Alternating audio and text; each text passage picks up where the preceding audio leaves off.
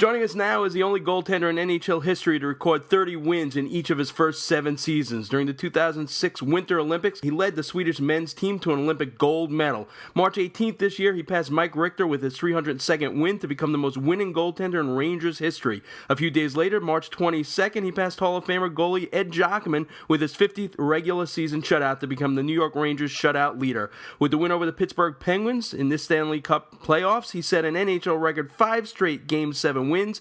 On May 29th, he shut out the Montreal Canadiens, helping the Rangers make the Stanley Cup Finals, and also passed Mike Richter on the most postseason wins list with 42 wins. It is a pleasure to welcome the man I have had the honor of covering these past 4 seasons, the man they call the King, Henrik Lundqvist. Welcome, Hank. Hey, how are you? Good, good. You know, aside from covering you and the Rangers over these past 4 years, I've also covered many other events, and the one that sticks in my mind was the Atlantic City Operation Hat Trick charity game for Hurricane Sandy relief. And the reason why it stands out for me is I remember walking to the arena where a bunch of players were going to meet the area first responders. I was walking with PK Subban, and once he found out I covered the Rangers, he couldn't stop asking me questions about you.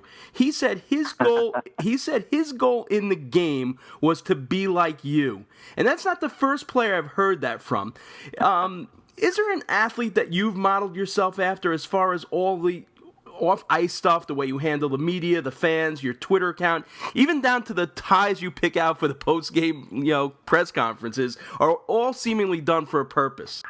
You know what? There's definitely people I look up to, and maybe not necessarily in hockey, but I definitely admire Roger Federer, tennis player, the way he plays the game, the way he carries himself on and off the tennis court. I think it's really impressive, and you respect it, and you definitely have something to learn from it as well. So, and another guy that, Derek Jeter, being in New York now for 9 years, and to see up close what he's been doing for that franchise for so many years, it's pretty cool as well. Now, I know on breakup day you spoke of the hurt of getting so close to the cup. Now that some time has passed, has that hurt lessened at all? And can you now fully enjoy the accomplishment you made individually as well as a team this past season? I think it still hurts a little bit, and it will moving forward as well. But you get over it. You have to. But you learn from it. But you also appreciate the good times that we had. It was a great year, and we had a tough start, but we turned it around, and the second half was really strong. And I think the playoffs was just a really fun ride for all of us on the team. Like you said, we came up short in the end, but there were so many great moments that I will appreciate moving forward, and it will definitely help me as well as a hockey player. You look at all that went on last season. New coach, crazy road trip to start the season, 2 outdoor games at Yankee Stadium, traveling to Russia to play in the Olympics, 25 postseason games. How physically grueling was last season? And do you have to alter your off-season routines to recharge to get ready for this coming season?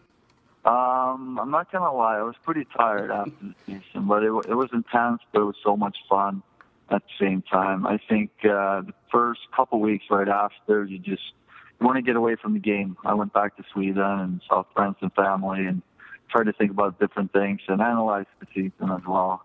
But now slowly you start to think about next season and what's ahead, and you also slowly start to pick up your workouts, and I guess I'm going to start skating end of July or early August. I'm not going to change too much compared to seasons I've had before this one, but it was a lot of hockey, and we played until mid-June, so obviously that's a little different, but I hope we'll do it again next year as well. I tell you, I was mentally and physically exhausted just covering it, so I can only imagine. Obviously some of the talk on breakup day was about the possibility of Brad Richards being bought out and some of your UFAs possibly leaving. Brad Richards is now a Chicago Blackhawk. Brian Boyle and Anton Stroman are now members of the Tampa Bay Lightning, and Benoit Pouliot is an Edmonton Oiler.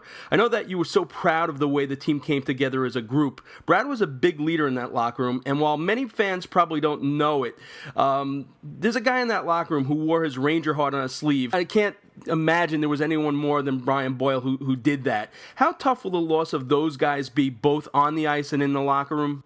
you know what? All those guys that left for next season played a big role for us last year, and it's going to be hard to replace them. But I guess you get used to this part of the business, if you can call it that. That after each season, you sit back and you enjoy summer, but at the same time, obviously, you follow what's going on with the team, and new guys are coming in, and some guys are leaving. So it's part of it, but it's always tough. But you get to know them pretty good, and they're good friends. And again, they played a big part for us to have success last season. So I'm excited to see what the new guys can bring to the table, but it's always a mixed feeling there to see great friends and great players leave us. Now, you look at some of the guys that you've played with over the years, guys like Jaromir Jagr, Brendan Shanahan, Brad Richards, and then this season, Marty St. Louis, all veteran guys that brought leadership to the teams they played on. What did you learn from those guys? I think what stands out with the best players that you just named here, I think consistency and the way they carried themselves on and off the ice, I think it inspires a lot of younger players. And it's also the reason why they can play for so long. You know, preparation, to show up at the rink and be ready to work and try to get better each day. You have to push yourself, and being the best like Yags or Shanahan or, it's just, you have to do it, and they did it, and they I think as a team, you want to follow that. It's also interesting to note that every single time I speak to Cam Talbot, he just credits the way you go about practice and your work ethic that makes him a better goaltender. Your rookie season, the Rangers' other goaltender was Kevin Weeks, one of the real professionals in the game. What did you learn from watching Kevin that first season? A lot of class for that guy, and it was so much fun. Obviously, it was my first year in the league, so it was so much to take in, and he helped me a lot too. How the right approach to a lot of different things. And obviously it was a new situation for him and for me to come in like that to New York. But it was great, to get to know him as a player and as a person, and he definitely helped me a lot. Now, as a goalie, you've witnessed the coming of age of Jan Girardi, Mark Stahl, and now maybe the best of the three. A guy whose name, if not this season, certainly next season, will be mentioned in Norris Trophy discussions. What do you think Ryan McDonagh learned in this Stanley Cup run, and can you see him possibly wearing the C this season?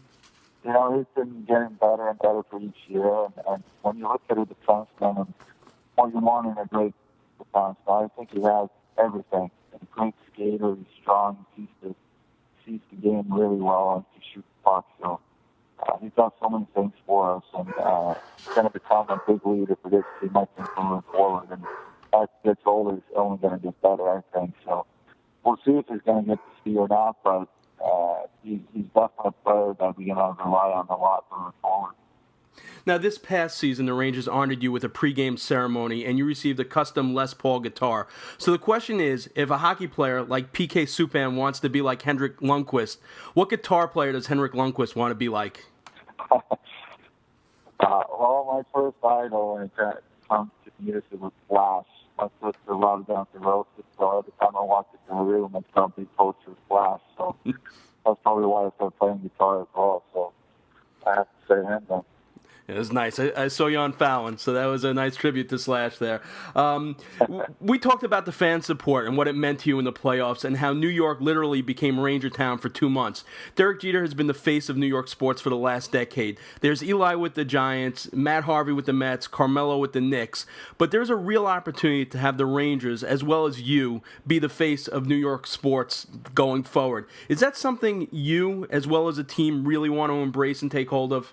I don't think we really put it in that perspective. We just want to go out and play and make our fans happy. And if that makes us more relevant or not, I don't know. Our focus is just to play as good as we can, and then we'll see what role we have in New York sports. But the way things turned out in the playoffs, obviously, you could tell it's a sports town, and people love, success in New York. They love watching team win. So when you have that kind of success, it's fun to be in that theater, that's for sure. Now, you and your brother Joel were out in L.A. for the ESPYs.